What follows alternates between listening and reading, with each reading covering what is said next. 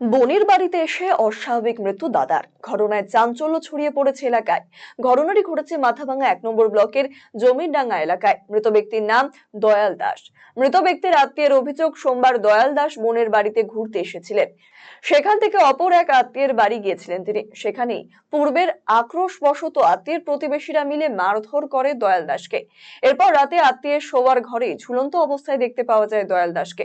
মাথাভাঙ্গা থানায় মৃত ব্যক্তির ছেলে গোটা বিষয়টির অভিযোগ দায়ের করেন। পুলিশ জানিয়েছেন, দেহ ময়নাতদন্তের জন্য মাথাভাঙ্গা মর্গে পাঠানো হয়েছে। ময়নাতদন্তের রিপোর্ট হাতে পেলেই মৃত্যুর প্রকৃত কারণ জানা যাবে।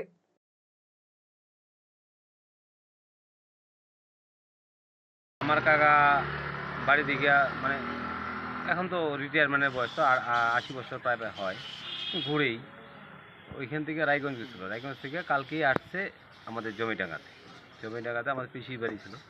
পিসির বাড়ি আসার পরে 3:30 4টে নাগাদ পিসির বাড়ি থেকে পিসি না বাস্তির মানে বাড়িতে যায়, জামাইয়ের বাড়ি যাওয়ার মধ্যে সামনে 2-1টা বাড়ি পরেই নাকি কে জানি ওনার চেনা জানা ছিল, উনি ডাইকে নেওয়ার পরে কিনিয়া কথাবার্তা অনুযায়ী আমরা জানি না, উনি মারপিট করছে। মারপিট মানে অজস্রভাবে মারামারি করছে, শরীরে অনেক আঘাতও আছে। আমরাও দেখলাম ব্লাডিং টেডিং হয়েছে। যা দেখলাম নামগুলো আপনারা জানেনি, পাবেনি, এজাহারটা দেওয়া হয়েছে। তারপরে উনি এরপরে ওইখান থেকে বাড়ি গেল ওনার বোনের বাড়ি যাওয়ার পরে ওনারা মানে মনে একটু আঘাত লাগছে কি না লাগছে আমরা তাও জানি না।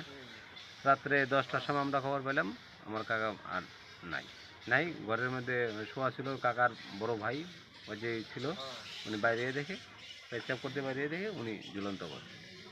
এখন ওই যারা আগে মারছে 5টার দিকে ওরাই মারছে না এখানে নিজে আত্মহত্যা করছে, ওই